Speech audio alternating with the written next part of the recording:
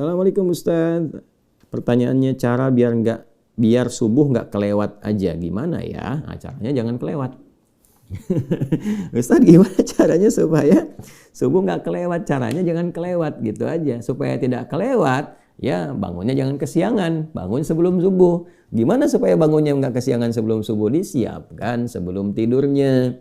Ya, pertama diniatkan supaya bangun sebelum subuh. Karena amal itu bergantung niat. Niat itu melahirkan motivasi dan kekuatan. Dan menjadikan itu sebagai prioritas. Itu yang dimaksud hadis Nabi Muhammad SAW yang disebutkan dalam kitab Sahih Al-Bukhari. Di hadis yang pertama, dalam topik yang pertama, kitab Bad'ul Wahyi. Kemudian nomor 1, an Abi Hafsin Umar bin Al-Khattab radhiyallahu ta'ala anhu qala Rasulullah sallallahu alaihi wasallam innamal a'malu binniyat wa innama likulli imri'in ma nawa faman kanat hijratuhu ini lillahi wa rasulih ilallahi wa rasulih fa hijratuhu ilallahi wa rasulih man kanat hijratuhu lidunya yusibuha aw imra'atin yankihuha fa hijratuhu ila ma hajara ilaihi. Ya, semua pekerjaan itu bergantung kepada niat.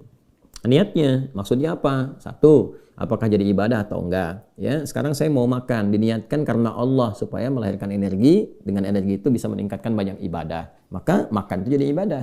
Makanya ada doanya. Kita bacakan bismillahirrahmanirrahim sebelum makan, paling minimal, atau doa yang menyertai misalnya Allahumma barik lana fima razaqtana wa qina adzabannar. Misal, nah itu dengan doa itu jadi ibadah. Nanti makanannya berkah, menambah energi. Energi itu mendorong pada kebaikan, itu yang dimaksud berkah pada benda.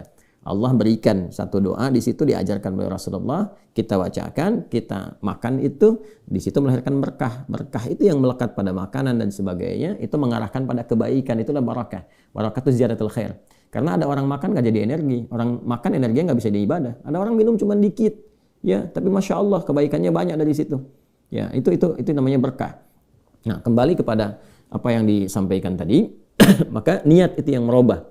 Yang kedua, niat itu menjadikan kita lebih memotivasi. Yang pertama membedakan antara ibadah dengan rutinitas. Yang kedua, memberikan motivasi kuat. Jadi kalau orang berniat itu, niat itu di atas tekad. Jadi ada iradah keinginan, di atas itu ada tekad azam, di atas itu ada niat. Saya pengen haji, semua orang juga pengen. Saya bertekad tahun depan haji, itu azam namanya. Nah, saya bertekad tahun depan haji, saya siapkan dari sekarang nabung, rencanakan, ambil cuti, disesuaikan. Ya, disiapkan, itulah niat. Ya, jadi niat itu ada iringan, ada mukaddimah, ada awalnya. Jadi kalau Anda ingin bangun, misalnya teman-teman sekalian, saya pengen bangun sebelum subuh, nggak akan kelewat. Ya pasang itu, niatkan bismillahirrahmanirrahim, saya pengen bangun sebelum itu. Lalu atur aktivitasnya. Jangan mengerjakan perbuatan-perbuatan yang menjadikan kita lelah untuk bangun pada akhirnya. Ya, misalnya terlalu malam tidurnya, mengerjakan perbuatan yang tidak, aktivitas yang tidak produktif misalnya kan, yang tidak banyak bermanfaat lah. Ya, Anda bisa contohkan sendiri kan banyak sekali ragamnya. Ya, sekarang sampai malam larut, disebutnya begadang ya.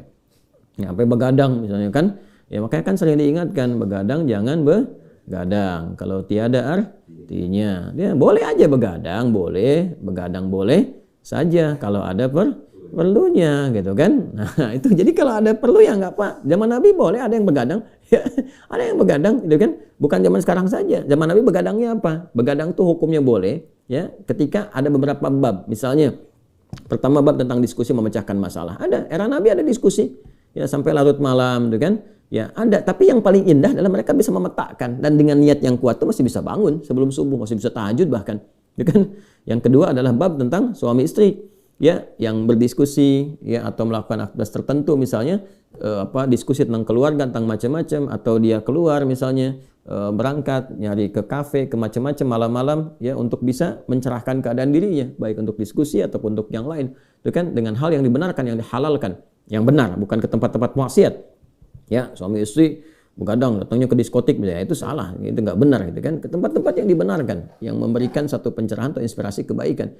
Ya, siru fil ardi, silakan jalan-jalan di malam hari. Bisa melihat dunia malam dengan dunia ya siang kan berbeda keadaannya. Tapi bukan dunia malam jangan diartikan hiburan, bukan ke situ arahnya. Ya, itu untuk bisa mencari inspirasi yang mendekatkan diri kepada Allah. Lihat langit ke atas, lihat bulan, menikmati pemandangan.